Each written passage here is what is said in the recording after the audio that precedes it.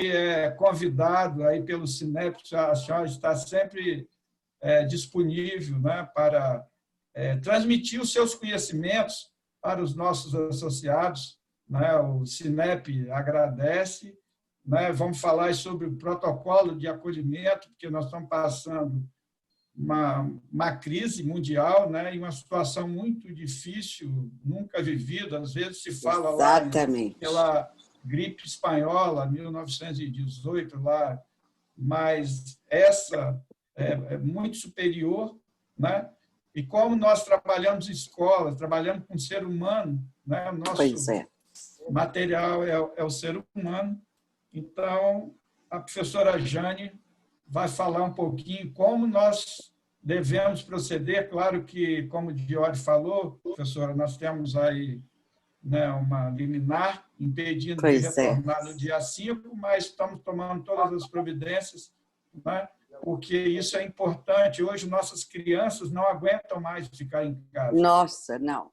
Eu costumo dizer que o prejuízo que nós estamos causando, social e emocionalmente, é maior do que a proteção que nós estamos dando para essas crianças.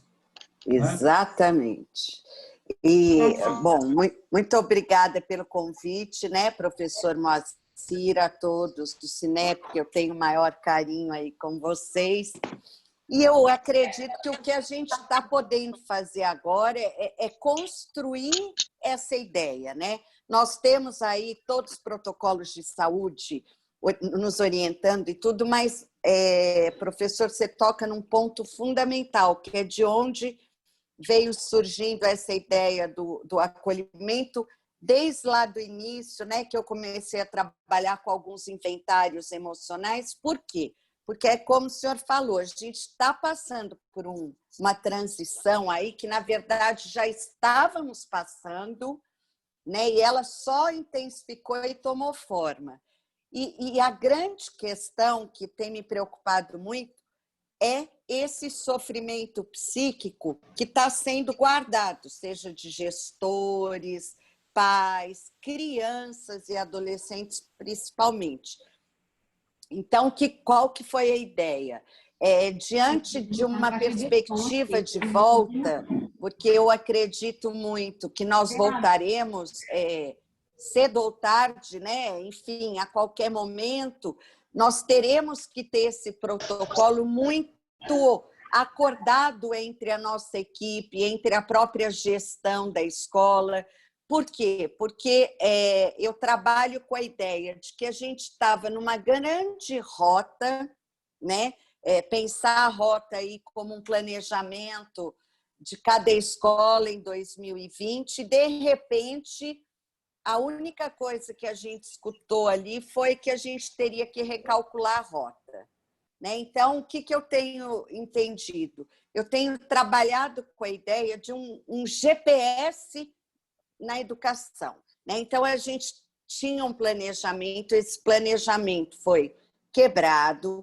Agora, nós estamos trabalhando com a ideia de alguns planejamentos de retorno, porque, como muito bem o professor falou, tem aí essa liminar, a cada momento a gente tem um flash, mas fato é que nós temos que começar a trabalhar com esse acolhimento, como se fosse um grande GPS, né? Então, vocês receberam esse documento, o que nós colocamos ali? Uma diversidade de ideias, né? Baseado muito na experiência que eu venho tendo junto à educação e à clínica, transitando dentro das escolas, mas principalmente nesse momento único, um exercício de responsabilidade agora, sabe?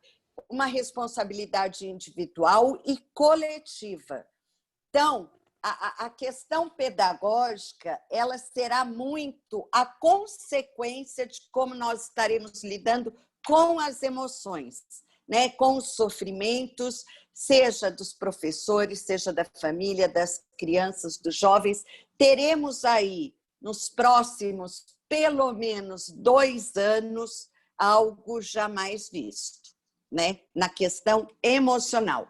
Então, o que o protocolo do acolhimento sugere? que a gente ligue vários radares. Então, aquela ideia, a grande rodovia seria o ano letivo, tivemos alguns retornos nesse ano letivo, mas o importante é olhar lá na frente onde nós queremos chegar. Porém, muito atentos à luz das competências que nós queremos trabalhar. Por quê? Porque quando eu escuto algumas escolas falando que o ano letivo está perdido, que houve uma ruptura no processo ensino-aprendizagem, eu não aposto nessa ideia. O que eu acredito é que nós passamos de um momento de avaliações para um momento de experiências. Então, por exemplo, se a gente trouxer à luz do nosso projeto político-pedagógico o replanejamento à luz das competências, nós conseguiríamos adaptar e ressignificar essa educação que está passando por esse luto. Bom, então eu trago a ideia das competências e as competências socioemocionais, e a grande rodovia é a escola contemporânea. Então, o que a gente vai entender como um acolhimento? Primeiro, um compromisso ético, né, coisa que a gente está vendo aí em alguns profissionais da educação rompendo esse compromisso ético, e eu acredito que isso só traz à luz de algo que a gente já estava vivendo na escola. Então, acredito que teremos que rever passo a passo com a nossa equipe pedagógica, com a nossa equipe de funcionários, como que esse acolhimento será, o que a escola, nesse momento, trabalhar com uma ética da responsabilidade, comigo, com o outro e com o coletivo. Uma atitude de responsabilidade frente a esse momento em que todos estão afetados. Mantenedores, redes de ensino, sindicatos, todos nós fomos afetados. Então, se não houver uma atitude de corresponsabilidade, só alguns conseguirão sobreviver a essa grande tormenta.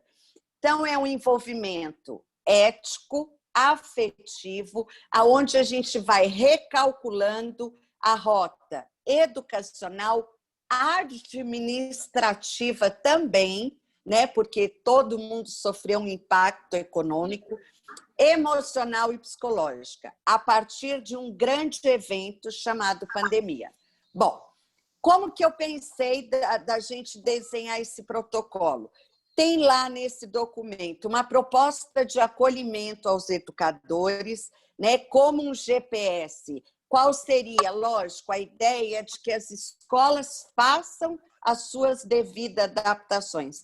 Eu até no início, quando eu discuti muito protocolo com o professor Ademar da FENEP, eu fiquei um pouco com a ideia, seria protocolo ou programa, porque o protocolo engessa e, na verdade, a gente tem que ter um pouco essa flutuação para aderir de acordo com cada escola. Então, tem lá a proposta de acolhimento dos educadores, um inventário da gestão, né, junto com os seus colaboradores, qual seria o levantamento da atual situação, quais são as probabilidades para a gente lidar. Eu conversei muito com alguns gestores que isso será pelos próximos 5 anos, né? Até que a gente entre na rota, isso considerando que não teremos nenhum retrocesso. Uma proposta de acolhimento para as famílias, e aí esse acolhimento para as famílias eu falo que é quase que um movimento pinça, né? De pegar família a família, então ter nesta nossa gestão, nesse protocolo de acolhimento, uma equipe responsável, um professor, um coordenador, um representante das famílias que nos ajude nesse mapeamento. Porque muitas famílias não concordam em voltar, mas, na verdade, elas não estão embasadas, porque as escolas estão devidamente adaptadas para a volta.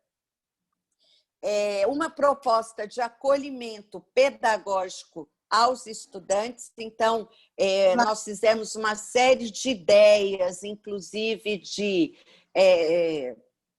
campanhas, temas, né? Enfim, tem uma série de coisas e um resgate emocional. Ou seja, o nosso trabalho nas 4 primeiras semanas, no mínimo, lógico, ele irá seguir o nosso currículo, mas com uma ressignificação desse currículo. Então, a escuta, né? E eu trabalho muito essa ideia já há muito tempo, que quando eu falo de escuta, eu não estou falando de ouvir as pessoas. Ouvir a gente faz automaticamente. Escutar é me destituir de um lugar de juiz, de certo, de errado. Escutar, é aí que a gente vai ligar um radar, né, de como que a gente vai transitar na educação nos próximos meses e anos. Então, esse ponto de articulação entre a família e a escola é essencial agora. Eu tenho uma visão mais otimista do que muitas pessoas, mas eu acho que a escola, para muitas famílias, ela ganhou uma outra visibilidade. Eu vejo muito isso na clínica, né? O quanto que eu escuto os pais falando do quanto que estão valorizando as escolas. Lógico que a gente tem outras famílias que vão no sentido contrário, mas, de um modo geral, na educação privada, eu vejo uma grande visibilidade na questão do posicionamento da escola. Bom, esse bem-estar ele vai ter que ser construído primeiro internamente na escola, porque muito do mal-estar no momento vem muito mais dos professores do que das famílias. Então, trabalhar muito esse afinamento de linguagem, né? Esse cuidado com essas informações atravessadas, esses ruídos de comunicação das escolas, do professor que fala em nome da escola, do sindicato, a gente vai ter que ter isso muito bem amarrado com a equipe da escola. Bom, eu falo que esse momento é como se a gente estivesse fazendo essa viagem com uma maleta de ferramentas, né?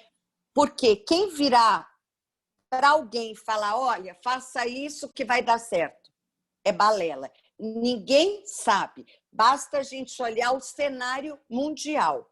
O que nós estamos fazendo são pequenos ensaios, né? Mas a gente tem que ter certeza de que estamos com as ferramentas adequadas para esse momento. E neste momento de transição da pandemia, pós-pandemia, que não é pós-pandemia, até porque não temos ainda vacina, então estamos no meio da pandemia, mas trabalhando com algumas ferramentas. A própria máscara é uma ferramenta.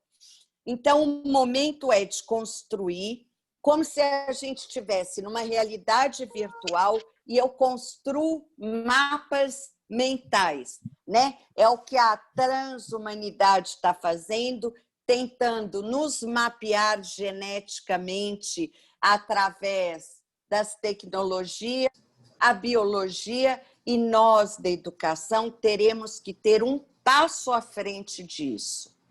Então, a ideia é entender qual que é o mapa da nossa realidade, da sua escola, da sua equipe, fazer pequenos mapas, quando a gente chama lá um arquiteto, uma coisa para pensar os espaços da escola, a gente primeiro mapeia na nossa cabeça. E a ideia é, vamos mapear a nossa equipe, aquelas pessoas que têm mais sensibilidade para entrar numa equipe de acolhimento, outras pessoas que estão mais abaladas, redirecionar para um outro setor da escola, mas fato é que eu acredito que toda escola, nesse momento, tem que criar uma equipe de acolhida. se vocês preferirem o nome, né, uma equipe de escutatória. É aquela pessoa que, frente à sensibilidade do momento, ela tem ferramentas para lidar com a situação. Nada mais do que a tal da inteligência emocional. Por que que o mundo se debruçou agora na importância da inteligência emocional e das competências? Porque está mais do que comprovado que, frente a um conflito, o que vai nos tirar dele são as emoções, até para parar, respirar e pensar fora de algo que é primário, que são os nossos impulsos. Bom, então, dito isso, eu entro com esse mapa mental, fazendo o quê? Identificando as emoções do grupo, né, do grupo, seja dos diretores, gestores, professores, e começo a sinalizar algumas entradas. As emoções e os afetos são o que estão nos regulando mais do que qualquer processo cognitivo, administrativo, financeiro, porque se nós conseguirmos nos autorregular, eu acredito que num tempo certo, a gente vai colocando a casa em ordem. Então, esse aprendizado emocional é o que vai nos projetar socialmente, cognitivamente, para lidar com adaptação curricular, a flexibilidade no olhar, na forma de avaliar esses alunos e cuidar, principalmente, a meu ver, para que ninguém das escolas cometam esse erro de falar que o ano letivo está perdido, gente. Isso, a meu ver, é uma afronta para qualquer educação que não trabalhava mais, ou pelo menos dizia que não trabalhava mais, com um currículo cheio, sem significado. Se a gente já estava à luz de um currículo vivo, trabalhando com competências e habilidades, não tem como a gente falar que perdeu o ano letivo. Tudo bem, tivemos várias adaptações, com certeza, mas ao longo da educação básica será necessário e possível em alguns pontos de retorno. Bom, então eles estão diretamente conectados com esse radar cognitivo.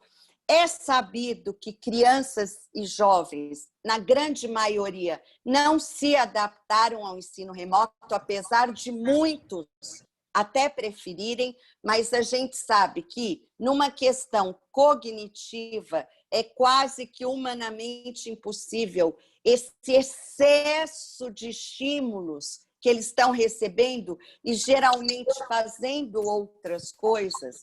Basta a gente ver que na década de 90 a gente tinha uma média de 6 imagens por minuto e hoje nós estamos lidando com mais de 24 imagens por minuto. Então, como que a gente vai pensar nesse protocolo de acolhimento? Primeiro, qual será o primeiro grupo que a gente vai trabalhar? A meu ver, o primeiro seria os gestores, depois professores, famílias, estudantes, e aí tem lá algumas pistas para cada um deles. Recalcular essa rota é um trabalho emocional ligado diretamente ao cognitivo, tudo aquilo que me afeta emocionalmente e faz sentido, eu tenho muito mais facilidade para aderir. É um trabalho colaborativo de toda a escola para que a gente reconstrua um currículo que faça sentido. Quem tiver uma dúvida nisso que eu estou falando, procure ler sobre a humanidade nos pós-guerras, os efeitos que essas pessoas tiveram na saúde mental, na saúde física e hoje, principalmente, na saúde psíquica. Então, a gente tem que traçar uma rota provisória que nós iremos trafegar. Próximo mês, até dezembro, até janeiro, se nós teremos uma parada, se não teremos, tudo isso nos servirá como uma via de transição do mundo antes pandemia e pós-pandemia, que não é a pós-pandemia. Bom, qual que é o ponto de retorno que eu entendo? O mundo ainda está na UTI, só que a gente já tirou o respirador, né? Então, alguns já estão respirando, outros estão precisando da ajuda de alguns médicos, enfim. Fato é que a gente tem que transformar essa nossa experiência enquanto gestor, enquanto mantenedor, enquanto professor, momentos de reflexões em cima das nossas experiências. Muitas empresas estão revendo todo o seu planejamento estratégico, inclusive de funcionamento. E a escola não será diferente, porque ela tem um viés que é da empresa, a gente não tem como negar isso. Então, trabalhar essa ideia com a equipe.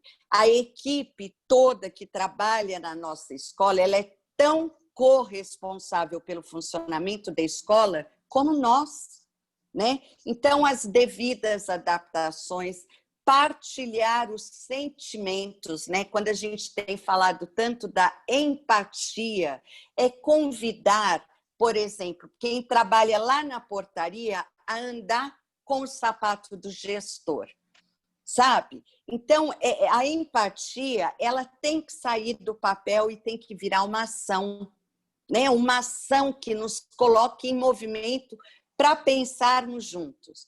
Então, a gente traz alguns temas para discussões lá no protocolo que pode ajudar esse momento, que é criar bússolas simbólicas. Por que eu falo bússola?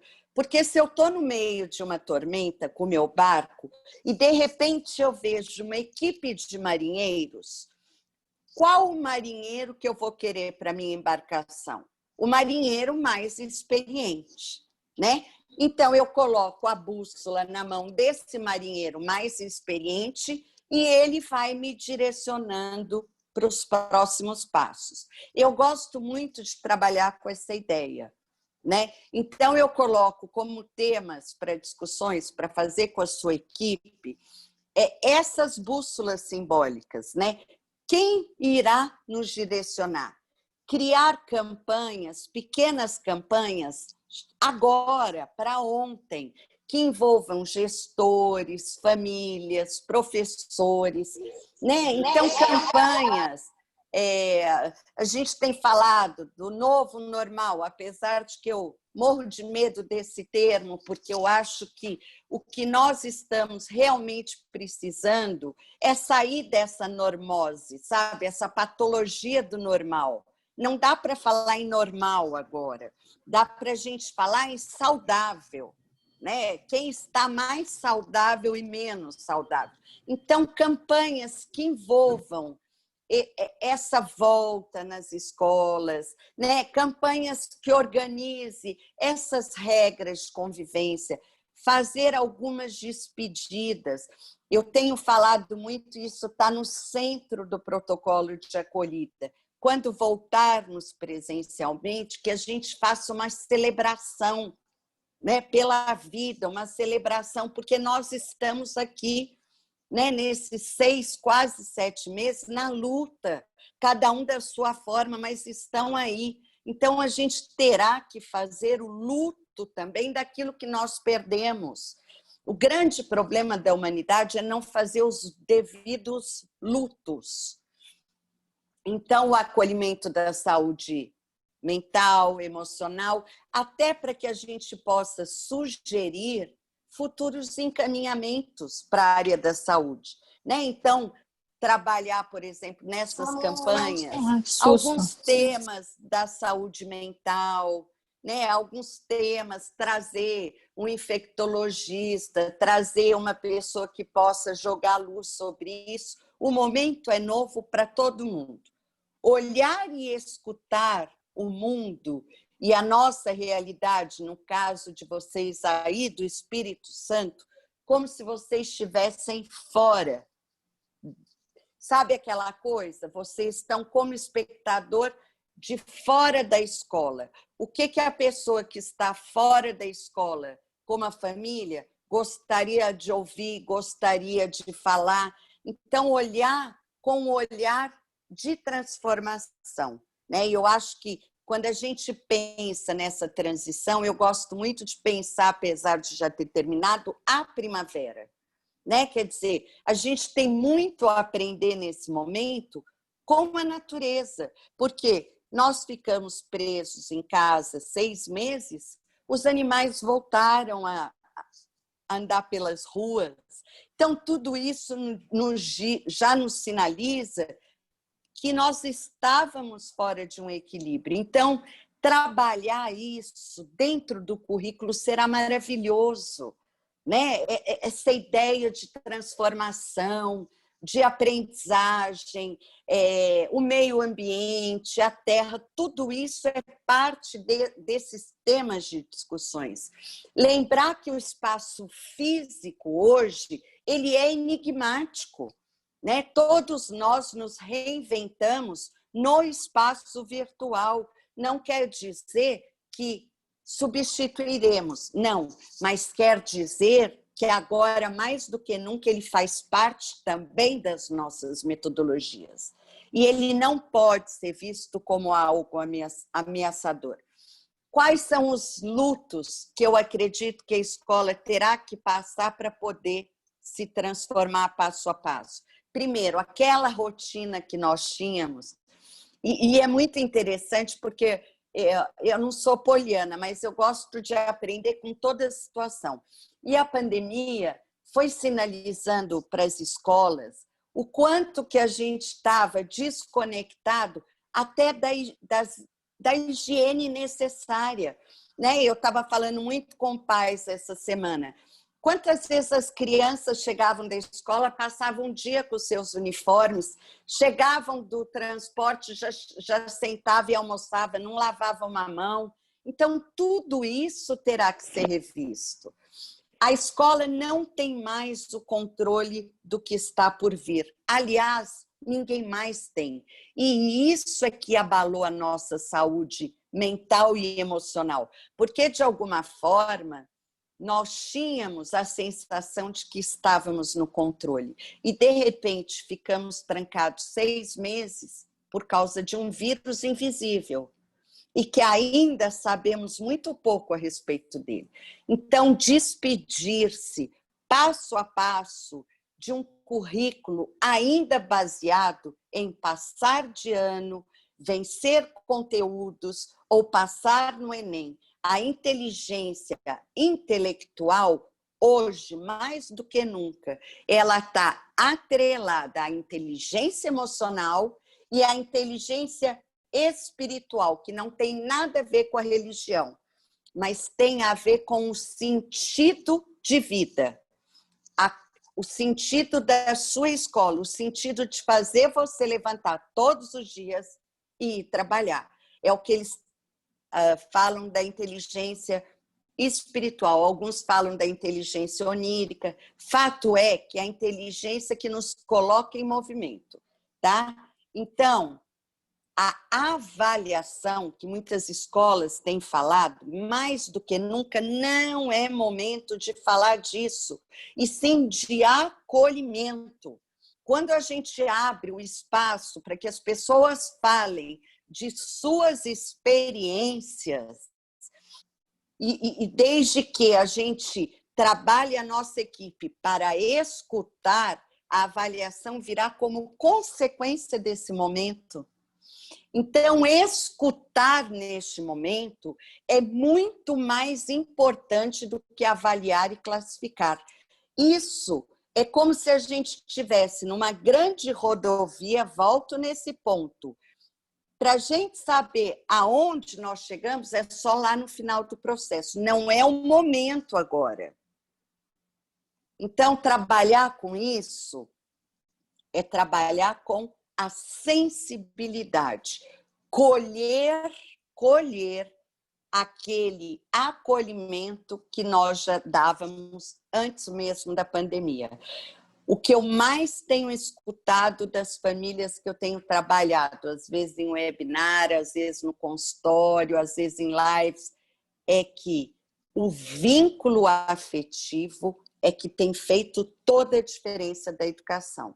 Ao mesmo tempo que a gente tem visto crianças e jovens desmotivados, eu tenho presenciado cada coisa linda feita através de professores, através de gestores e de famílias também. Então, nesse momento de pensar um acolhimento, um protocolo, vocês têm um documento que a gente trabalhou com muito carinho como um ponto de partida e não como um ponto de chegada. Não é algo engessado, e sim algo que faça vocês, enquanto mantenedores, gestores, revisitarem a rota da sua escola. Seja 50 anos, 10 anos que vocês têm aí de estrada, 100 anos, não importa.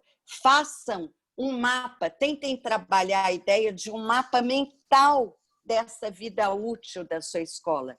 E aí, abram essa maleta, que eu falo, maleta das ferramentas emocionais, e vejam como é que vocês têm usado elas. Talvez vocês percebam de que algumas estão meio enferrujadas. Agora, lembrem-se, numa escola pós-pandemia, nós não poderemos continuar funcionando muitas vezes num lugar de juiz, num lugar de um modelo fechado. Pelo contrário, eu acho que agora o que a gente tem como proposta é que a gente acolha.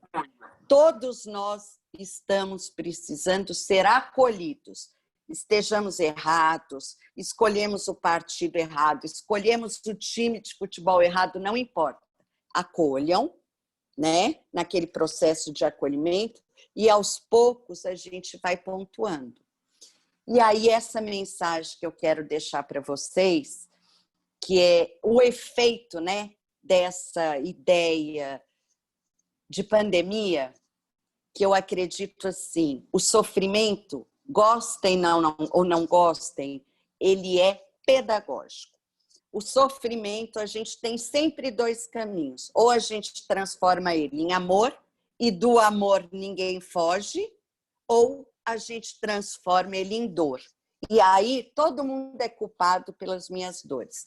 Qual que é o caminho que a gente vai escolher?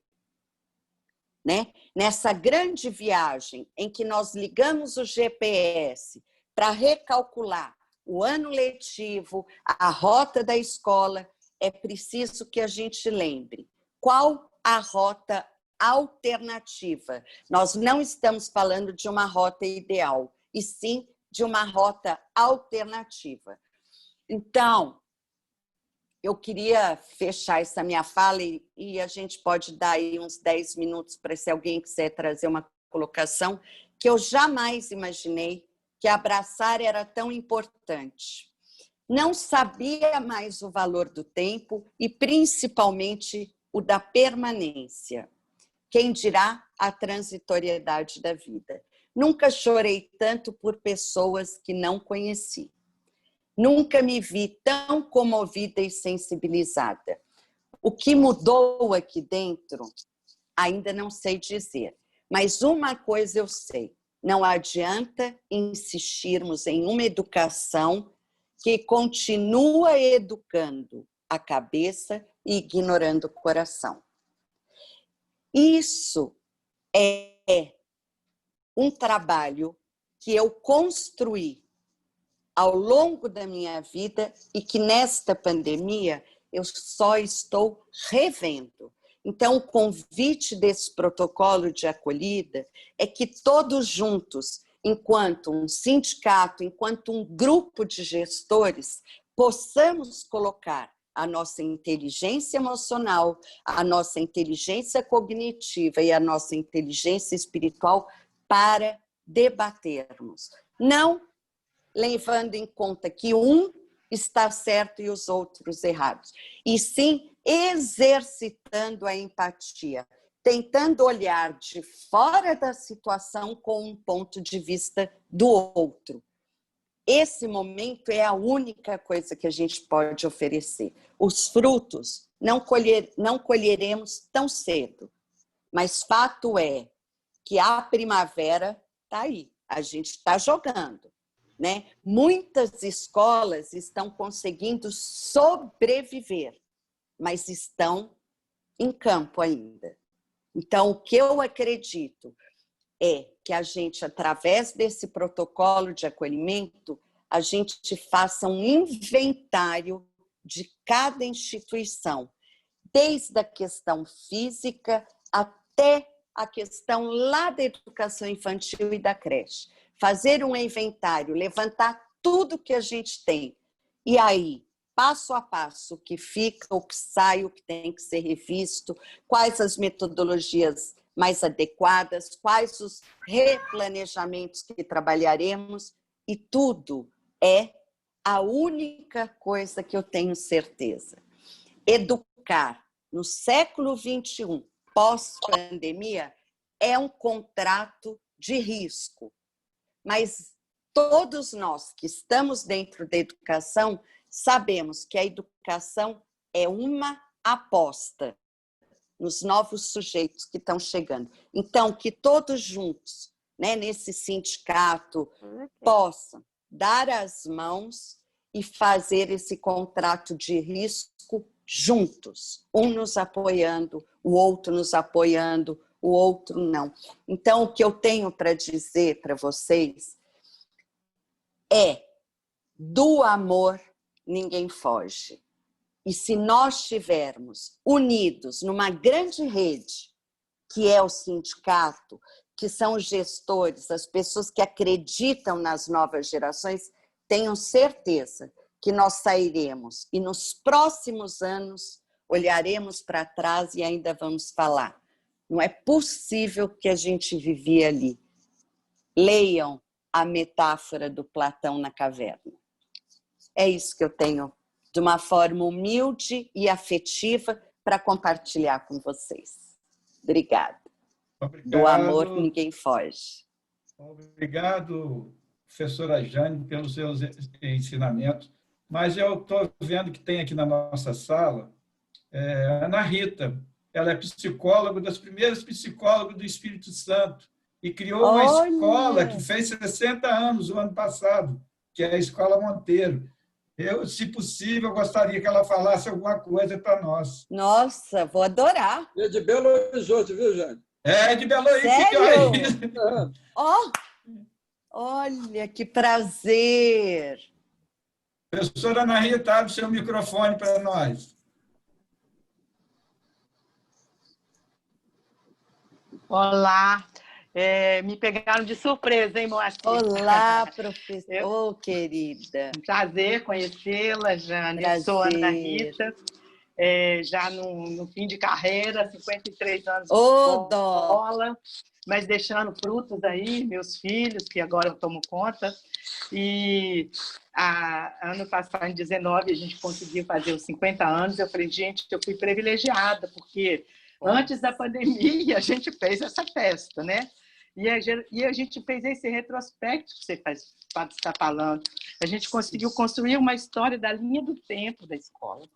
Eu cheguei aqui em 68, recém-formada em psicologia lá na PUC Minas. E aqui não tinha psicólogo ainda formado, né? Era no início da profissão, recém-criada. E eu fiquei... Estava grávida e eu queria fazer um trabalho só de meio horário. Eu não queria mais trabalhar em empresa para ficar o dia todo. E a oportunidade que abriu para mim foi uma escola aqui, de um diretor que conhecia em Curitiba, psicólogos trabalhando em escola, me convidou para trabalhar com ele. E de lá veio uma ideia de que eu também poderia mexer um pouquinho com a educação. Gente, que linda! E pensando nisso, a gente conseguiu montar uma escola de artes. Artes para ensinar as crianças a não terem medo, a falar. Olha bem, tem a ver tudo agora, né? Nossa, total! Era um ano de ditadura muito cerceante na fala, na comunicação. E os psicólogos lá, não sei se você conheceu o Rui Flores, lá era meu professor. Sim, muito! E ele tinha uma escolinha de artes. Eu me baseei na escolinha dele. E criamos uma escolinha. Só que quando a clientela chegou, eles chegaram só bebês de 2 e 3 anos para a escolinha de artes. E aí virou uma escola de infantil. E o objetivo era esse também, que a gente tivesse a oportunidade de abrir as emoções, que unisse né, a criatividade, a espontaneidade, a busca de uma identidade livre, libertária. Eu acho que ela conseguiu, nesses 50 anos, seguir esse caminho até hoje. Eles falam que a escola é diferente. Tem gente que tem medo de botar filho lá. A escola é muito diferente. Com certeza. Mas parabéns, então, assim, é o trabalho que eu acredito. E essa acolhida que você fala, né, é uma coisa que a gente está fazendo também na saúde, né? Perfeito. Os psicólogos estão assim preocupados com as crianças, com os jovens que estão afastados da escola, porque muitos estão adoecendo. Sim. E é por falta de ter alguém que esteja junto. Eu acho que quem são os principais atores hoje são os professores, sabe? Os jovens precisam de estar junto, eles se identificam entre eles, né? Essa fase da adolescência é difícil, eu me inspiro no outro, me identifico com o outro nas fraquezas, nas dificuldades, isso não está acontecendo e muita gente adoecendo e gravemente. Então, eu tenho uma esperança que a gente possa fazer umas acolhidas, né? Aprenda a fazer acolhida mesmo, da maneira necessária. Acho que tudo que você falou é encantador e a gente está se inspirando nisso para não voltar ao trabalho. Quando eu for ao Espírito Santo, quero conhecer sua escola. Um prazer imenso. Nossa, muito obrigada, viu? Muito obrigada. Eu que agradeço. Agradecer ao Moacir essa oportunidade. Eu sou muito falante, é melhor eu ficar mais calminha, né? Professora Ana Rita, muito obrigado. E professora Jane, a professora Ana Rita está deixando legado, né? O Eduardo, que é o nosso vice-presidente, é filho dela. E o nosso protocolo de retorno, quem nos assessorou, a infectologista que nos assessorou, é a filha dela, que é a Cristiane. Que legado lindo, hein? Parabéns, professora Ana Rita, parabéns. Foram frutos da nossa escola, porque sempre eu pensava neles, né? Ser meninos proativos, criativos. Eu agradeço a Deus, eu tenho muita fé também, sabe? Sim, e tem que ter, né? Nós temos que ter. Eu sou uma pessoa de oração, e eles... O pessoal mais jovem acha meio antigo, mas eu faço questão de rezar, de falar e acreditar que tem uma luz divina, essa espiritual que você fala, ele, para mim, ele é muito presente na minha vida, em todos os momentos que eu consegui superar e passei por cima de muitas dificuldades. Então, eu acredito piamente que a gente precisa de se integrar. Não estou defendendo nenhuma religião, mas uma fé, uma crença, lógico. Que há uma rede superior em cima aqui da gente, que ele vai, né, vai estar nos guiando. Senão, qual o sentido da vida, né? Exatamente. O sentido da vida é o que segura, né, a gente nas dificuldades. Muito obrigada. Um abraço. Eu que agradeço. Um prazer, Ana. Prazer. Professora Ana Rita, obrigado aí pelo seu depoimento. Um abração aí no comandante Marco Aurélio. Né? Vou passar. Ele é seu fã. Professora Jane, a senhora falou muito aí inteligência emocional, espiritual, né? Trabalhar com sensibilidade, né? E aí vê que a professora Ana Rita também falou, né? Sobre isso também. Pois é. E é bem sucedida, né? Que aí a gente pode falar isso. Olha aí o resultado, né? Então, com esse acolhimento, nós temos, para o retorno da educação infantil, nós trabalhamos no GT, que é um grupo de trabalho, que desde o início da pandemia, desde 16/3, a princípio era o secretário de Educação, o presidente do Sinep e o presidente da Undime do Espírito Santo. Aí depois ele foi abrindo, no final ele tinha 28 participantes, sindicatos, né, a Secretaria de Saúde, né, e vários outros órgãos, Ministério Público, Procuradoria-Geral do Estado, né? E uma das coisas que a gente falava muito era isso, nós temos que nós queremos acolher as nossas crianças, né? Exato. foi através disso que nós não esperávamos, sexta-feira passada, quando o governador autorizou o retorno, e a gente estava muito preocupado, eu, Eduardo, Diório, né, todo mundo muito preocupado com relação à educação infantil. E, em função de tanto a gente conversar sobre isso, foi permitido também a educação infantil. Olha. Quando a gente assume determinadas posições, você tem os bônus, mas tem os ônus. E os ônus são duas ações que tem aí, né, que conseguiram eliminar, mas que nós também estamos trabalhando. Nós temos escritórios aí de advogados aí participando, e nós não vamos, costumo dizer, nós não vamos baixar a cabeça, nós somos fortes e unidos vamos vencer, seremos maiores e melhores. Perfeito, perfeito. Segue toda a minha admiração e engajamento também nessa proposta. Tá bom, professora. Muito obrigado. Não sei se o Diório, Eduardo está por aí também, que eu já falei com ele aqui, se gostaria de falar alguma coisa. Jane, é sempre um prazer e um privilégio ouvir e escutar. Oh, querido, obrigada. As duas coisas iniciadas. É isso? Obrigada. Só de ver os roxinhos aí já me dá um afago. Estamos na luta, ninguém derruba, não. Obrigada, Eduardo. Obrigada, professores. Obrigada. Obrigado, professora Jane. Mais uma vez, né? Eu e que teremos agradeço. outros encontros, se Deus quiser. Com certeza. Obrigada, viu, professor? Bom trabalho para todos vocês e minha admiração, Juliana, Priscila, todos vocês. Obrigada, professora, pelo carinho de sempre. Obrigada, viu? Você é muito obrigada, meus. Vocês também. Beijo. Beijo, até mais. Tchau, tchau. Até mais.